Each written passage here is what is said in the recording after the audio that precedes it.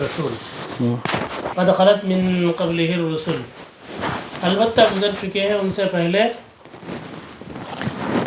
اعوذ باللہ من الشیطان الرجیم بسم اللہ الرحمن الرحیم. يا أيها الذين آمنوا إن تطيعوا الذين كفروا يردوكم على أعقابكم فتنقلبوا خاسرين بل الله مولاكم وهو خير الناصرين. سنلقي في قلوب الذين كفروا الرعب بما أشركوا بالله ما لم ينزل به سلطانا ومأواهم النار وبئس مثوى الظالمين. وَلَقَدْ صَدَقَكُمُ اللَّهُ وَعْدَهُ إِذْ تَحُسُّونَهُم بِإِذْنِهِ حَتَّى إِذَا فَشِلْتُمْ وَتَنَازَعْتُمْ فِي الْأَمْرِ وَعَصَيْتُم مِّن بَعْدِ مَا أَرَاكُم مَّا تُحِبُّونَ مِنكُم مَّن يُرِيدُ الدُّنْيَا وَمِنكُم مَّن يُرِيدُ الْآخِرَةَ ثم صرفكم عنهم ليبتليكم ولقد عفا عنكم والله ذو فضل على المؤمنين. إذ تصعدون ولا تلوون على أحد والرسول يدعوكم في أخراكم فأثابكم غما بغم لكي لا تحزنوا على ما فاتكم ولا ما أصابكم واللہ خبیر بما تعملون. صدق اللہ العظیم.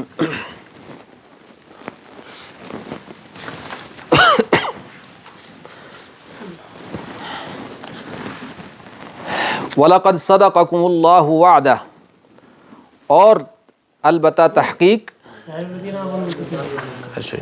یا ایھا الذین آمنوا ان تطیعوا الذین کفروا، اے ایمان والو اگر تم کہا مانو گے کافروں کا، یردوکم پھیر دیں گے وہ تم کو، کدھر؟ علی اعقابکم تمہاری ایڑیوں پر، یعنی الٹے پاؤں پھیر دیں گے. فتنقلبوا پس پلٹ جاؤ گے تم، خاسرین اس حال میں کہ تم خسارے والے ہو جاؤ گے، گھاٹا پائے ہوئے لوگوں میں سے ہو جاؤ گے. بل اللہ بلکہ اللہ وہ ہے، مولاکم جو تمہارا کارساز ہے، تمہارا مولا ہے. وَهُوَ خَيْرُ النَّاصِرِينَ اور وہ بہترین مددگار ہے، مدد کرنے والا ہے. سنلقی ابھی ہم ڈالیں گے، فی قلوب الذین کفروا الرعب کافروں کے دلوں میں ہیبت، رعب اور دھاک بٹھا دیں گے ہم، بما اشرکوا ان کے شرک کرنے کی وجہ سے، باللہ اللہ کے ساتھ، ما لم ينزل به سلطانا ان کے شریک ہونے کی اللہ نے کوئی دلیل نہیں اتاری. وَمَأْوَاهُمُ النَّارُ اور ان کا ٹھکانہ آگ ہے. وَبِئْسَ مَثْوَى الظَّالِمِينَ اور وہ برا ٹھکانہ ہے ناانصافوں کا. یہ آیت کریمہ پچھلی آیت کے ساتھ آپ ملا کے دیکھیں کہ کتنے نبی تھے. آخری آیت جو پچھلے درس میں ہم نے پڑھی تھی کہ پہلے کتنے ہی نبی ایسے گزر چکے ہیں کہ ان کے ساتھ مل کر اہل ایمان نے، خدا پرست لوگوں نے مل کر اللہ کی راہ میں جہاد کیا، اور وہ سختی کے عالم میں گھبرائے بھی نہیں، پست ہمت بھی نہیں ہوئے، اور اللہ ایسے ہی جمنے والوں کو پسند کرتا ہے. تو تمہیں بھی چاہیے کہ اب تم اللہ کی راہ میں نکلے ہو اور تم آخری رسول کے ساتھی ہو، تو تمہیں بھی پست ہمتی سے دور ہونا چاہیے اور تکلیفوں پہ صبر کے ساتھ اور عزم کے ساتھ جمنا چاہیے، کیونکہ اللہ کو پسند ہیں ایسے لوگ. اور جب ان پر کوئی تکلیف آئی، ظاہر تکلیفیں خدا کی راہ میں آتی ہیں، جس کو آدمی کہے کہ تکلیف ہی نہ آئے تو پھر وہ خدا کرا نہیں ہو سکتا. کیوں؟ اچھے اور آرام دہ راستے پر تو ہر آدمی سفر کرنا پسند کرتا ہے، لیکن خدا کے راستے میں تکلیف جب ان پہ آئی اور آئے گی، آئندہ بھی آئے گی، قیامت تک یہی خدا کا دستور رہا ہے. تو انہوں نے کیا کہا؟ ربنا اغفر لنا ذنوبنا، اے خدا ہمارے گناہوں کو معاف کر دے، واسرافنا فی امرنا اور کام میں جو ہم سے لغزش ہو گئی ہے اس کو معاف کر دے، اور ہمارے قدموں کو جما دے اور کافروں پر ہماری مدد فرما، کیونکہ آخر کار مدد خدا کی طرف سے آتی ہے تو تبھی فتح ہوتی ہے. تو تمہارا بھی یہ کام ہے احد میں شکست کے زخم کھانے کے بعد دل کو یعنی پس ہمت ہونے والوں، ایسا پس ہمت مت بنو، بلکہ تم وہی کہو جو ان سے پہلے لوگوں نے کہا۔ اور اس کے ساتھ تمہیں یہ نصیحت کی جاتی ہے کہ یا ایھا الذین آمنو، میں نے پہلے بھی عرض کیا تھا کہ جب ان الفاظ کے ساتھ خطاب ہوتا ہے تو اس میں کوئی اہم بات ہوتی ہے، زیادہ اہمیت کے ساتھ اس کو سننا، اللہ کی ہر بات کو انسان اہمیت کے ساتھ سننا چاہیے اس کو، کہ کب اس کے دل میں جا کر اثر کر لے۔ دین کی مجلس میں کبھی ایک بات انسان کو فرش سے عرش تک پہنچا دیتی ہے۔ تو یا ایھا الذین آمنو، اے وہ لوگوں جنہوں نے ماننے کا اقرار کیا ہے، یعنی اللہ کو ماننے کا اقرار کر بیٹھے ہو تم، ان تطیعوا، ان شرطیہ، اگر تم نے مانا، اطاعت کی، کس کی؟ الذین کفروا، جو کافر ہیں، ان میں تینوں آ جاتے ہیں، مشرکین بھی اور اہل کتاب بھی، یہود اور نصارہ بھی، اور منافقین بھی، کیونکہ اس وقت کے منافقین کافر ہی تھے۔ آج ہم کسی پر حکم نہیں لگا سکتے کہ یہ کافر ہے، اگر وہ کلمہ پڑھتے ہیں تو ہم نہیں کہہ سکتے کہ وہ کافر ہے۔ تو قرآن نے ان کو منافق کہا، لیکن تھے وہ کافر ہی۔ تو ان تینوں کی بات میں نہ آنا، اگر تم نے بات مان لی ان کی۔ اب دیکھیں یہاں پر یہ نہیں بتایا کہ کیا بات، ان تطیعوا، کسی کام میں بھی اگر ان کی تم نے اطاعت کی، جنگ ہو یا امن ہو، اپنی زندگی کی کسی معاملے میں ان کی پیروی کی، یردوکم علی اعقابکم، تو وہ تمہیں تمہارے دین سے پھیر دیں گے۔ رد کرنے کا مطلب ہوتا ہے لٹانا، لٹائیں گے وہ تم کو علی اعقابکم، تمہاری ایڑیوں پر، تو فتنقلبوا خاسرین، پھر تم لوٹو گے اس حال میں کہ تمہارا فائدہ نہیں ہوگا بلکہ الٹا نقصان ہو جائے گا، خسارے کے ساتھ لوٹو گے تم۔ اور اگر تم مدد، ظاہر ہے کہ کافر بظاہر تمہاری مدد کے لیے کھڑا ہوگا، لیکن اس کی مدد انجام کار تمہاری ناکامی پر جا کے ختم ہوگی، کیونکہ وہ تمہیں کامیاب دیکھنا ہی نہیں چاہتا۔ اور یہاں پر بھی جن مشرکین یا منافقین نے شروع میں نبی صلی اللہ علیہ وسلم کو، خاص طور پہ منافقین نے جو مشورے دیے تھے، اس کے پیچھے، اور جو واپس ہو گئے تھے منافقین میدان چھوڑ کر، تو ان کا کیا تھا کہ مسلمان کسی طریقے سے شکست کھائیں اور ہمارا پلہ باری ہو، اور اندرون خانہ وہ کفار سے اور یہود مدینہ سے ملے ہوئے تھے۔ تو ان کی بات میں تم نے کبھی نہیں آنا، ان کے پیچھے چلو گے تو ناکامی کا منہ دیکھو گے، اور یہی قانون قیامت تک کے لیے۔ جب کبھی بھی ہم نے غیروں کی طرف ہاتھ بڑھایا کہ جی ہماری مدد کرو، تاریخ کو اٹھا کر آپ دیکھیں، وہ ایک صفحے کی طرح پھیلی ہوئی ہے، اور اس کے اوپر خدا کا قرآن آپ جب اس کے ساتھ ملا کے پڑھتے ہیں تو پھر پتہ چلتا ہے کہ قرآن صحیفہ دہر پہ کیسی سچی سچائی ہے، اور نیچے جتنے بھی واقعات ہیں مسلمانوں کے حکومتوں کے بننے اور بگڑنے کے، اس میں قرآن کی سچائی ہر موقع پہ آپ کو نظر آئے گی۔ جب کبھی ہم نے آپس میں لڑائی کی، کافروں کی بات مانی، تو ہمارا انہوں نے بیج بھی مار دیا۔ اسپین کی تاریخ اٹھا کے دیکھیں، جہاں پہ کبھی یہ عالم تھا کہ 8,000 کا لشکر جو ہے وہ کنارے پہ کھڑا ہوتا ہے، جبل الطارق جس کو کہتے ہیں، جبرالٹر، وہ مراکش کے کنارے پہ، اور سامنے سمندر ہے۔ تو اس طارق بن زیاد نے، تھا بربر عرب نہیں تھا طارق، اس نے کہا تھا کہ لوگوں تمہارے سامنے دریا ہے، البحر امامکم، تمہارے سامنے دریا ہے، اور تمہارے پیچھے دریا ہے اور آگے دشمن ہے، پیچھے مڑنے کا راستہ نہیں ہے، اور اگر تم نے صبر اور اخلاص کا مظاہرہ کیا تو تم ناکام نہیں ہوگے۔ اور یہ کہہ کر اس نے آگے کی طرف، کشتیاں بعض کہتے ہیں جلا دی تھیں واللہ عالم، لیکن وہ راستہ بتا گیا تھا کہ یہ ایک ہی راستہ ہے، پیچھے مڑنے کا راستہ نہیں ہے تمہارے پاس۔ اور مقابلے میں 1,00,000 کا لشکر تھا، اور زمین بھی اجنبی زمین ہے، لیکن جب صبر اور اخلاص کا دامن ہاتھ میں تھا اور دین سامنے تھا، مقصد خدا کی رضا تھی، تو اللہ نے ان کو فتح پہ فتح، شکست تو دیکھی نہیں تھی انہوں نے۔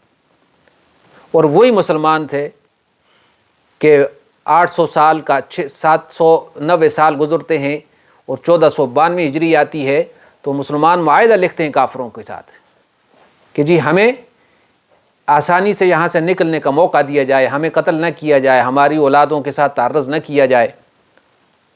لیکن اس کے باوجود یہ معاہدہ تو ہوا اس کے بعد جو ظاہر واقعات سارے میں بیان نہیں کر سکتا، لیکن 1609 کا سال ہے، 1609 کا فلپ III جس کو کہتے ہیں، اسپین کا جو بادشاہ تھا، اس نے ایک قانون پاس کیا پادریوں کے ایما پر اور جو کیتھولک چرچ تھا اس کی دباؤ میں، کہ مسلمانوں کو کہا جائے، ان کو کہتے ہیں نا مورش کو کہا جائے کہ وہ 3 دن کے اندر ان کے پاس ٹائم ہے، یا تو وہ عیسائی ہو جائے، بلکہ عیسائی بھی نہ، وہ اپنا مال و متاع جو اٹھا سکتے ہیں اس کو اٹھائیں اور اسپین سے نکل جائیں۔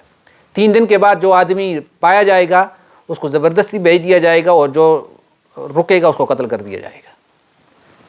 اور پھر 3 دن کے بعد دیکھا دنیا نے کہ لاکھوں مسلمان، آج اسپین میں آپ کو مسلمان کہاں نظر آتے ہیں؟ تو باہر سے ادھر سے گئے ہوئے لوگ ہیں۔ تو وہ مسلمان جو کبھی 8 ہزار کا لشکر لے کر کافروں میں گھس پڑے تھے، اور آج لاکھوں کی تعداد میں تھے، لیکن بھیڑ بکریوں کی طرح کاٹ دیے گئے، مار دیے گئے، ان کے بچے عیسائی بنا دیے گئے، اور وہ جہازوں میں ڈال کر مراکش بھیج دیے گئے، افریقہ بھیج دیے گئے کہ جاؤ۔ یہ کیوں ہوا؟ اس کے اسباب پہ کبھی غور کیا؟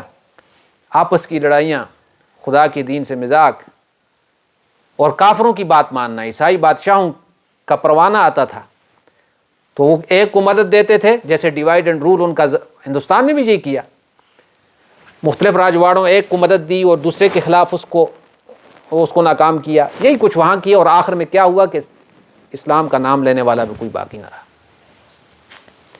اور قرآن کی آیتیں موجود ہونے کے باوجود ادھر کسی کی توجہ ہی نہیں گئی ہوگی کہ وہ کیا کہتے ہیں، تطیعوا الذین کفروا یردوکم علی اعقابکم، وہ تمہیں اپنے پاؤں پہ لوٹا دیں گے، تمہیں مسلمان نہیں چھوڑیں گے، یا تم دنیا میں بھی ناکامی دیکھو گے اور دین میں بھی ناکامی دیکھو گے، دین بھی تمہارا چھڑا دیں گے، یردوکم علی اعقابکم فتنقلبوا خاسرین، اور تم لوٹو گے کہ تمہارے ہاتھ میں کچھ نہیں ہوگا۔ نسلوں کو پڑھانے کے لیے امریکہ اور یورپ بھیجا، واپس آیا تو کلمہ بھی نہیں آتا۔ آپ خوش قسمت ہیں، ہم اذان کی آواز سنتے ہیں، نماز پڑھی جاتی ہے، دین کا کچھ نہ کچھ چرچا ہے، قرآن سننے کا سنانے کا موقع مل جاتا ہے۔ ایسی جگہ بھی ہیں جہاں مسلمان ہیں، اولاد پیدا بھی ہوئی اور سال سال گزر گئے، ان کو پتہ ہی نہیں ہے کہ ہم ہیں کون ہیں۔ یورپ میں تھے، مسلمانوں کی اولاد تھے، نام بھی بدل گئے، اور خسارہ ہو گیا، دنیا و آخرت کا خسارہ۔ بل اللہ مولاکم، ان کی مدد کی طرف ہاتھ نہ بڑھانا، بلکہ تمہارا مولا تو اللہ ہے۔ بل اللہ مولاکم، اگر تم نے ایمان لایا ہے تو تمہارا مولا اللہ ہے۔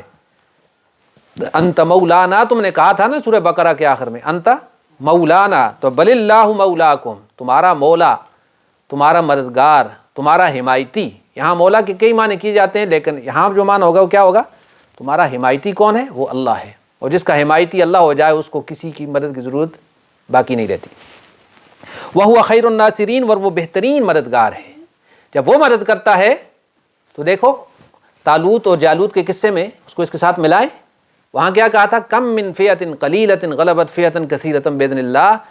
کئی بار ایسا ہو چکا ہے کہ چھوٹی چھوٹی جماعتیں، فئۃ قلیلہ غلبت فئۃ کثیرہ، بڑی بڑی جماعتوں پہ غالب آ جاتے ہیں۔ کیسے؟ اسٹریٹجی کی وجہ سے۔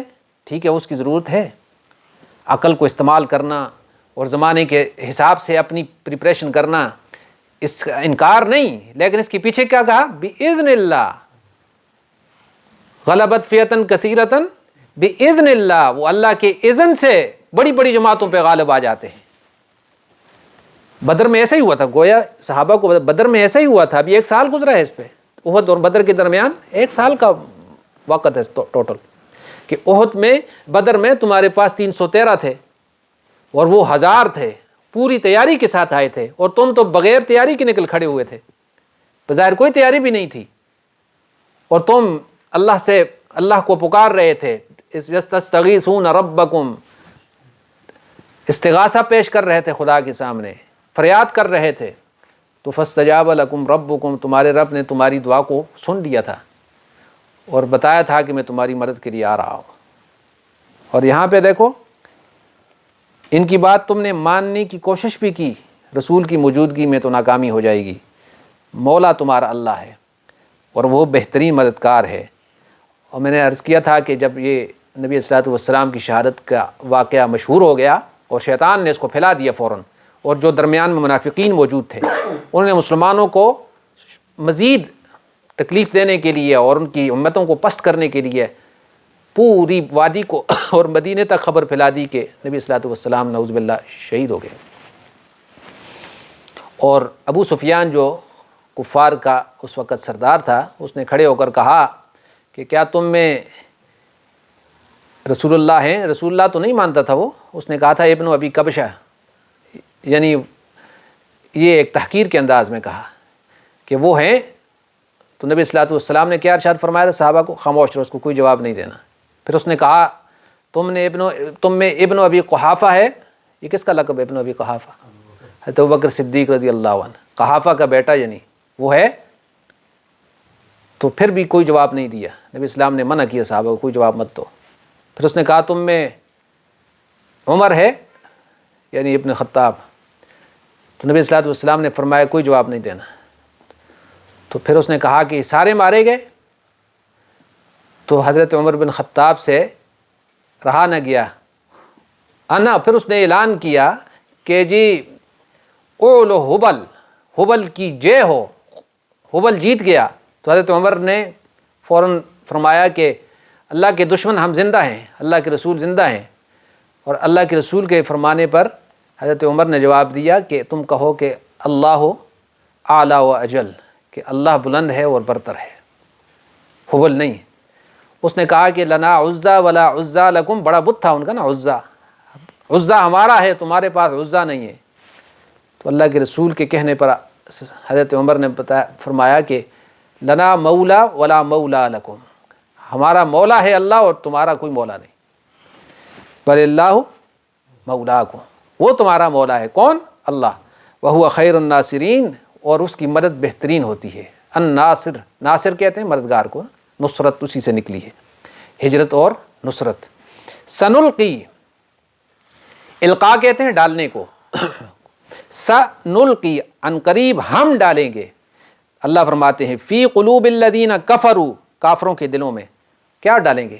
الرعب، اب ہم ان کے دلوں میں رعب ڈالیں گے مسلمانوں کا۔ اس کا مطلب یہ ہوا کہ دلوں کی دنیا میں خدا کا راج چلتا ہے۔ ہاتھ میں اگر تلوار بھی پکڑی ہو اور بم بھی پکڑا ہو اور ایٹم بھی اس کے پاس ہو، لیکن دل میں اگر ہیبت ہو کافر کی تو کوئی فائدہ نہیں ہے۔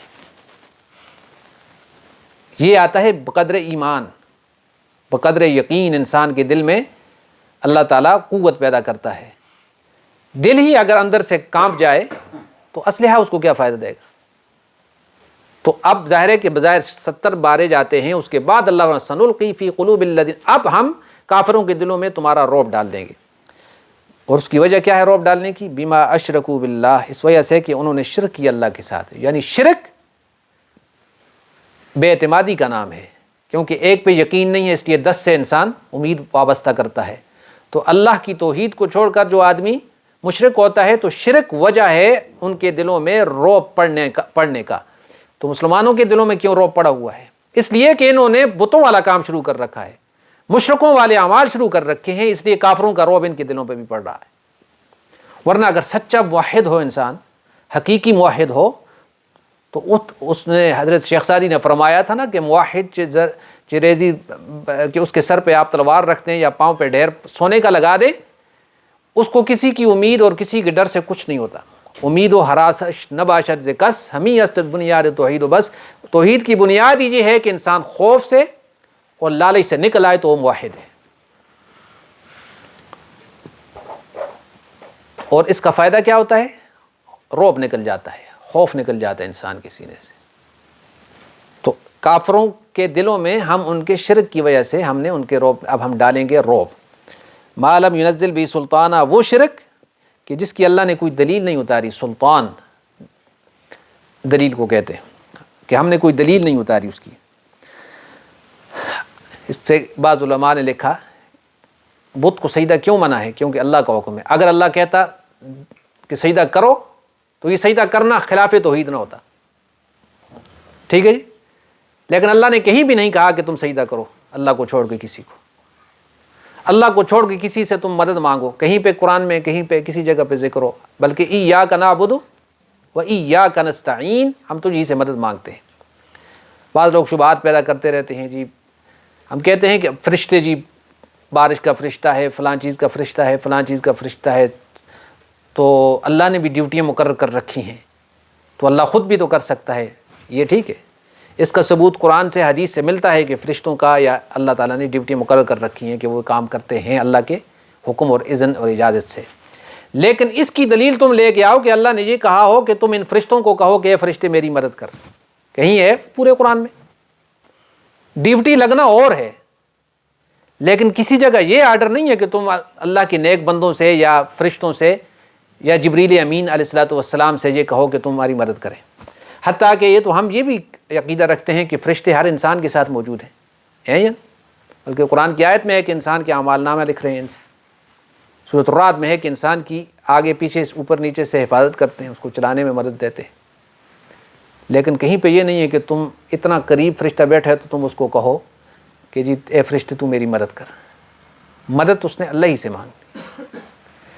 تو ارشاد ہے کہ اللہ تمہارا بہترین مددگار ہے، اور وہ ان کے دلوں میں رعب ڈال دے گا، اور اس رعب کی وجہ یہ ہوگی بما اشرکوا باللہ، ان کے شریک کرنے کی وجہ سے اللہ کے ساتھ یہ رعب ان کے دلوں میں پڑے گا۔ تو کافر کے دل کے اندر کھٹکا ہوتا ہے، اور وہ وجہ ہوتی ہے رعب پڑنے کی۔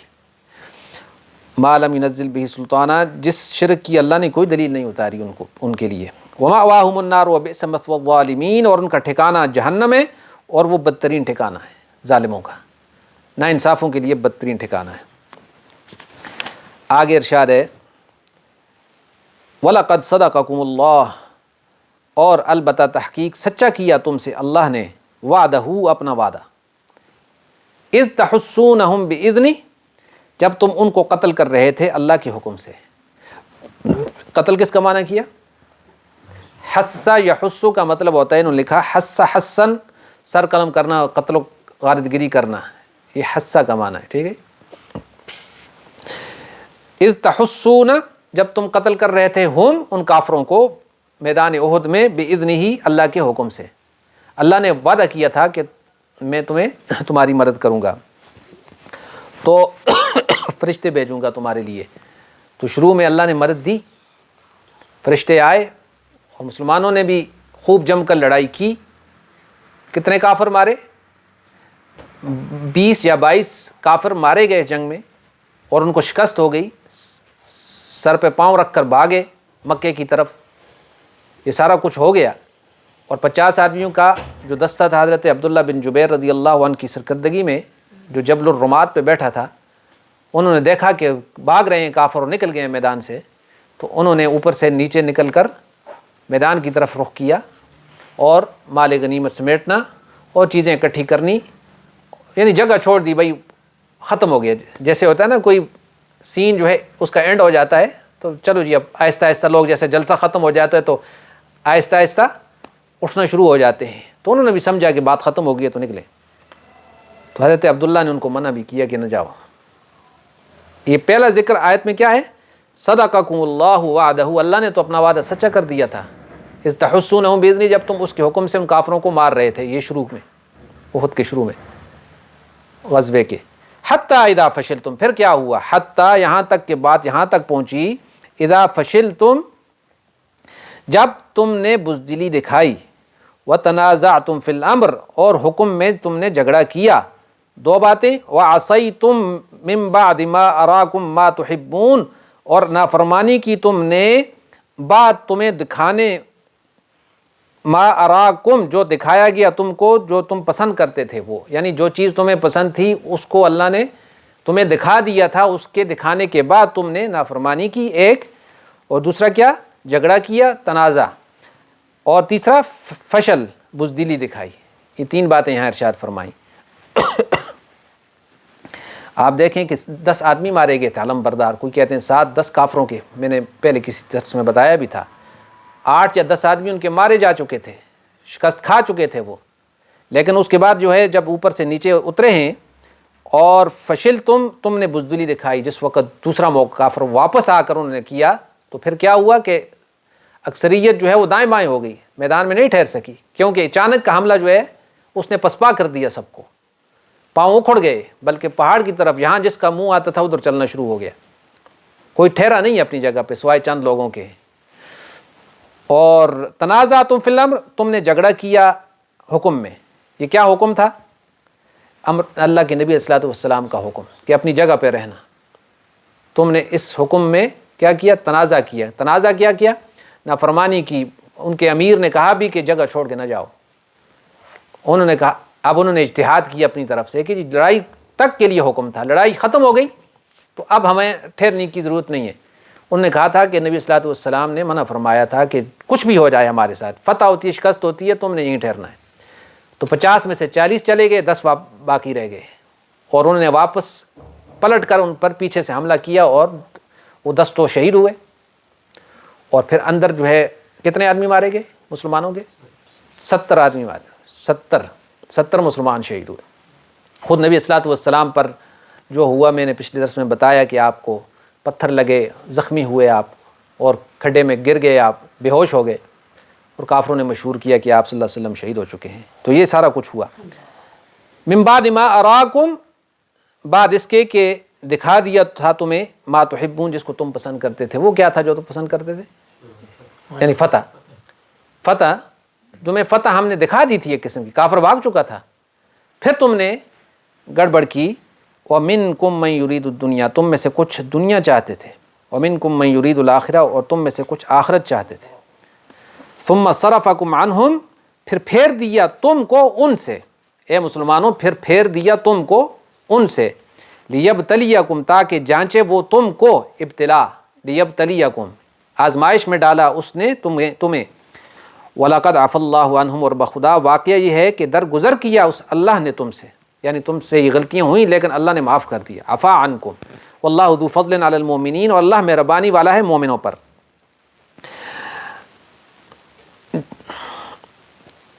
اس میں وہی بات ہے کہ تیر اندازوں نے جو جگہ چھوڑی تو نقصان ہوا.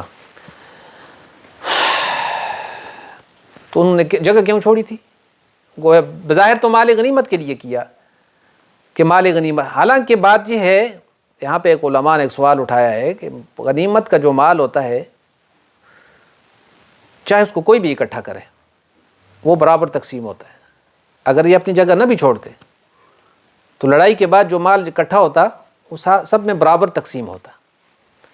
تو مال کی محبت بظاہر ظاہر ہے کہ انسان, انہوں نے اپنے انداز سے یہ سوچا کہ اب معاملہ مکمل ہو چکا ہے, اور دوسرا یہ ہے کہ ہماری یہاں سے زیادہ نیچے ضرورت ہے.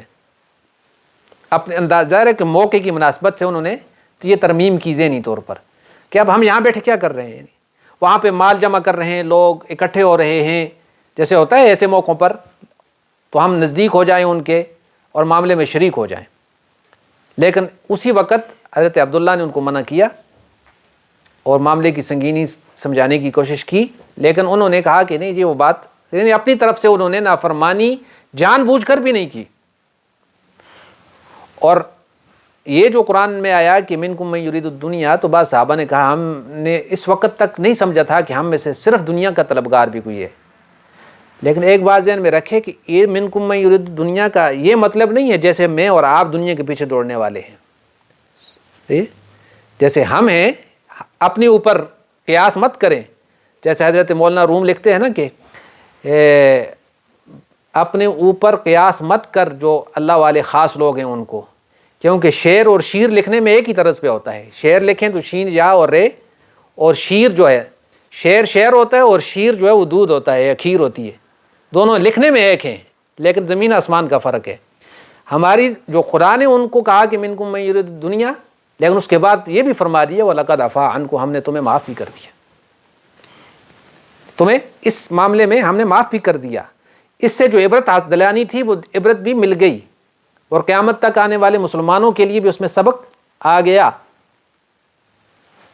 کہ اگر تم دیکھیں بڑے آدمی کی چھوٹی غلطی بھی اللہ کے ہاں بڑی شمار ہوگی. اب بعض لوگوں نے اس کے بعد بھی اگلی آیت ہے نا کہ منکم من یرید الدنیا کے بعد ہے کہ اذ تصعدون ولا تلوون علی احد، پھر تم بھاگے جا رہے تھے، پہاڑ کی طرف چڑھے جا رہے تھے اور پیچھے مڑ کے بھی نہیں دیکھ رہے تھے۔ اب بعض روافض اور شیعہ کہتے ہیں، اس سے شبہ ڈالتے ہیں صحابہ کرام کی شان میں کہ جی وہ بھاگ گئے تھے احد کے دن۔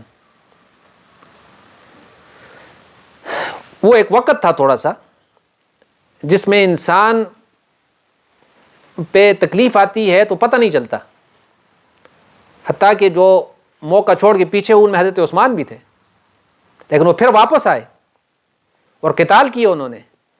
تو ہم ان کو یہ جواب دیتے ہیں کہ لوگوں جو یہ صحابہ پہ طعن کرتے ہو کہ جی وہ میدان چھوڑ کے بھاگ گئے تھے، تو پھر میدان میں واپس کون آئے تھے؟ وہ کون تھے؟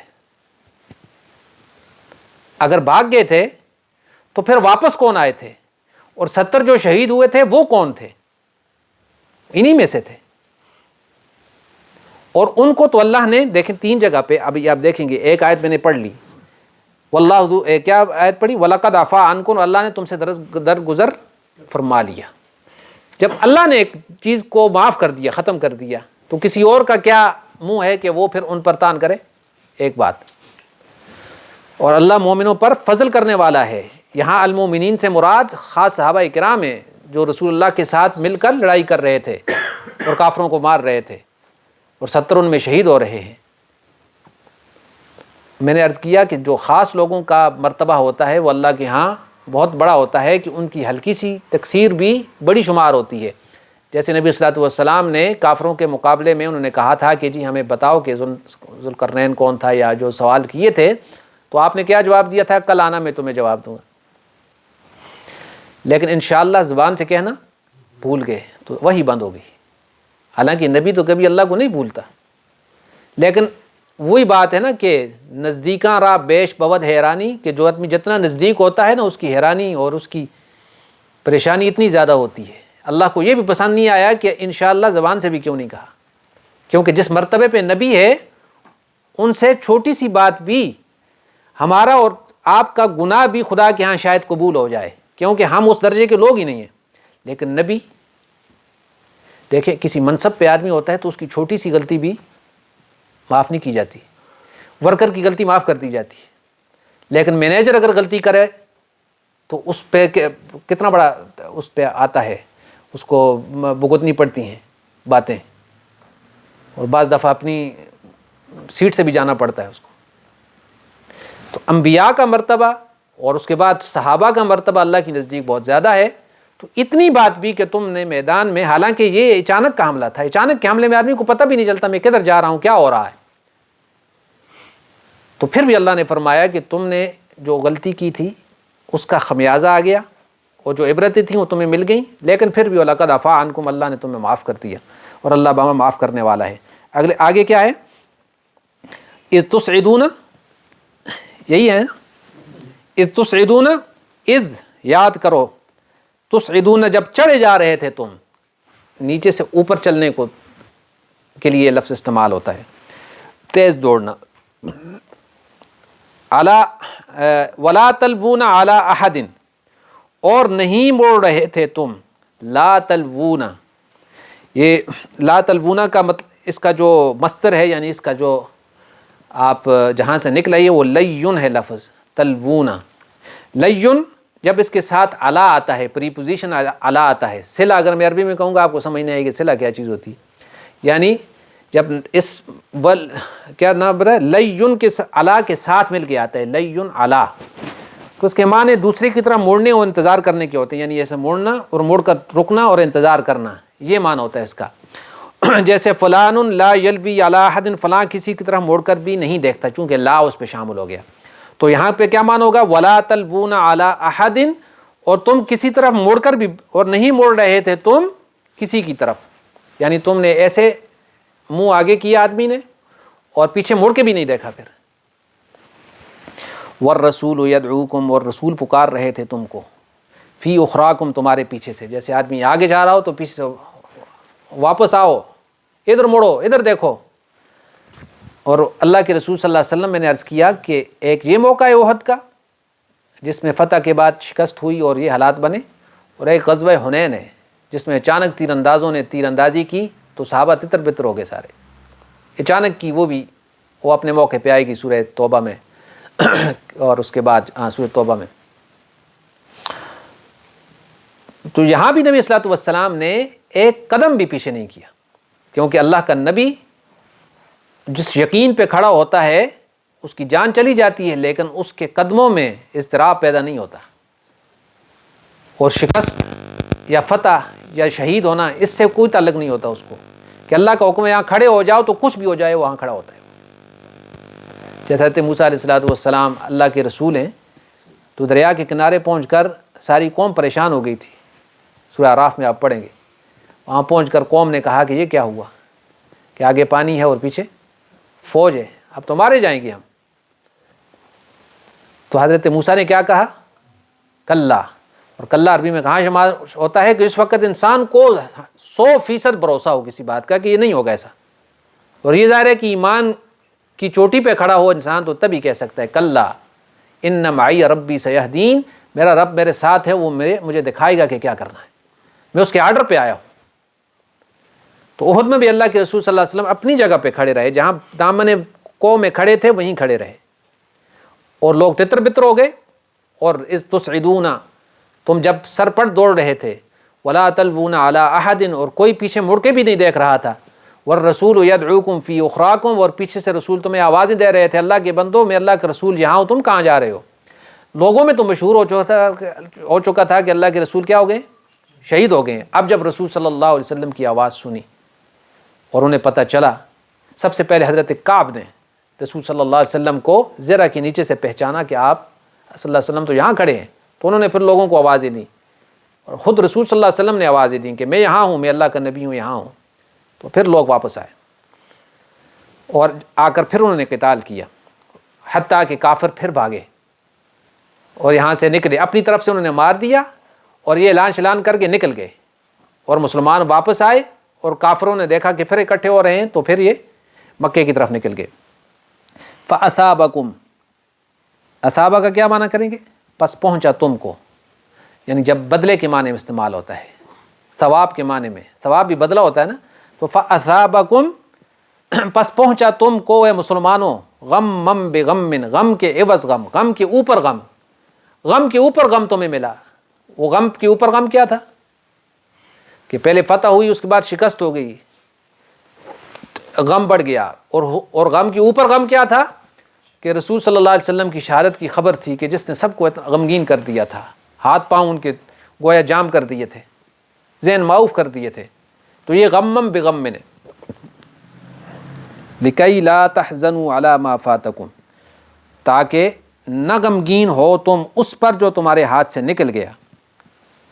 جب تم چڑھے جا رہے تھے، دوڑے جا رہے تھے، مڑ کر کسی کو نہیں دیکھ رہے تھے، اور اللہ کے رسول تمہارے پیچھے سے تمہیں پکار رہے تھے، اور تم کو غم بالائے غم سے دوچار کیا اللہ نے۔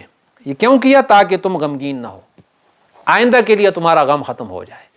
تو غم کا غم سے علاج کر کے آئندہ کے لیے تمہیں غم سے نجات دیتی۔ بعض دفعہ انسان پہ غم پڑتا ہے تاکہ آنے والے بڑے غم سے اس کی جان چھوٹ جائے، اور اس بات پر جو ہاتھ سے نکل جائے وہ بھی، اس کا غم بھی تمہارے سینے سے ختم ہو جائے۔ وَلَا تَحْزَنُوا لِكَيْ لَا تَحْزَنُوا، تاکہ تم غمگین نہ ہو، عَلَىٰ مَا فَاتَكُمْ، اس پر جو تمہارے ہاتھ سے نکل گیا، فوت ہو گیا یعنی نکل گیا، وَلَا مَا أَصَابَكُمْ، ورنہ اس پر غمگین ہو جو تمہیں پہنچا۔ کیا پہنچا؟ تکلیف، مصیبت، شکست۔ واللہ خبیر بما تعملون، اور اللہ خوب واقف ہے ان کاموں سے جو تم کرتے ہو۔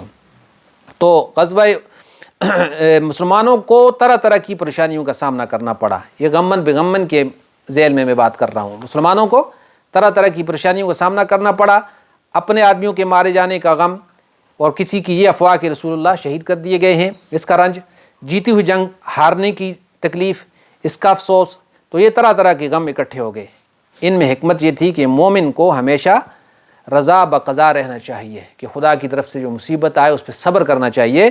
اس کی یہ عملی مشق کرائی گئی کہ کوئی زد پہنچے تو غم نہ کھائے، کوئی چیز ہاتھ سے نکلے تو افسوس نہ کرے، کوئی حادثہ یا بلا پہنچے تو غمگین نہ ہو، یہ خیال کرے کہ سب کچھ اللہ کی طرف سے ہوا، اس کو یہ منظور تھا۔ یہ حکمت تھی جو احد کے معاملے میں پیش آئی، اور یہ سبق تھے جو احد سے سینے میں جو کدورت تھی، جو تکلیف تھی، یا جو دنیا طلبی کی تھوڑی سی ایک لیئر سی پیدا ہو گئی تھی، تو ان واقعات نے ان کو صاف کر کے ان کو اس درجے تک پہنچا دیا کہ رضی اللہ عنہم ورضوا عنہ کا اصلی مقام ان کو مل گیا۔ جو تکلیفیں تھیں، جو مصیبتیں تھیں، وہ دل سے نکل گئیں۔ اور ثم یہاں ہی تک تھا نا، تو پھر اس آیت کا آخر میں ترجمہ دیکھ لیں، وہ وقت یاد کرو اذ تصعدون، جب تم چڑھے جا رہے تھے، ولا تلوون علی احد، اور مڑ کر کسی کو نہیں دیکھ رہے تھے، والرسول یدعوکم فی اخراکم، اور اللہ کے رسول تمہارے پیچھے سے پکار رہے تھے، فاصابکم غما بغم، پس تم کو غم بالائے غم سے دوچار کیا، لکی لا تحزنوا علی ما فاتکم، تاکہ تم غمگین نہ ہو اس بات پر جو ہاتھ سے نکل جائے، ولا ما اصابکم اور نہ اس بات پر جو تمہیں پیش آئے، واللہ خبیر بما تعملون، اور اللہ تعالیٰ تمہارے کاموں کی پوری خبر رکھتے ہیں۔ اس سے ملتی جلتی آیت سورۃ الحدید میں آتی ہے، ما اصاب من مصیبت فی الارض، کہ زمین میں کوئی مصیبت نہیں ہوتی، ولا فی انفسکم، نہ تمہاری جان میں کوئی مصیبت آ کر تمہیں تکلیف دیتی ہے، الا فی کتاب، مگر اس کا ذکر پہلے کتاب میں لکھا ہوتا ہے، من قبل ان نبرہا، اس کے ظاہر ہونے سے پہلے وہ کتاب میں لکھی ہوتی ہے، ان ذالک علی اللہ یسیر، اور اللہ پہ بڑا آسان ہے کہ اس کو لکھ دینا۔ اور یہ بات تمہیں کیوں بتائی جا رہی ہے؟ لکی لا تأسوا علی ما فاتکم، دیکھیں اس آیت کو اس سے ملائے، لکی لا تأسوا علی ما فاتکم، تاکہ جو چیز تمہارے ہاتھ سے جاتی رہے اس کا تمہیں پھر افسوس نہ ہو۔ یہ ہے یعنی حوصلہ دلانا، اور یہ صرف مسلمان کو حاصل ہے، اس مسلمان کو جس کو اللہ پہ یقین اور تقدیر پر ایمان ہے، جس کا والقدر خیر و شر ہی پر جس کو ایمان ہے۔ لیکن انسان آمنت باللہ میں والقدر خیر و شر پڑھتا ہے نا، کہ نہیں پڑھتے؟ کہ جدید زمانے میں القدر خیر و شر نکل گیا دماغ سے۔ خیر پہنچے تو انسان کہتا ہے نا کہ اللہ کی طرف سے ہے، تو شر پہنچے تو وہ کس طرف سے ہے؟ تقدیر میں تو لکھا ہے، پھر دعا نہ کرے کہ اے خدا تو میری تقدیر میں کوئی شر لکھ دے۔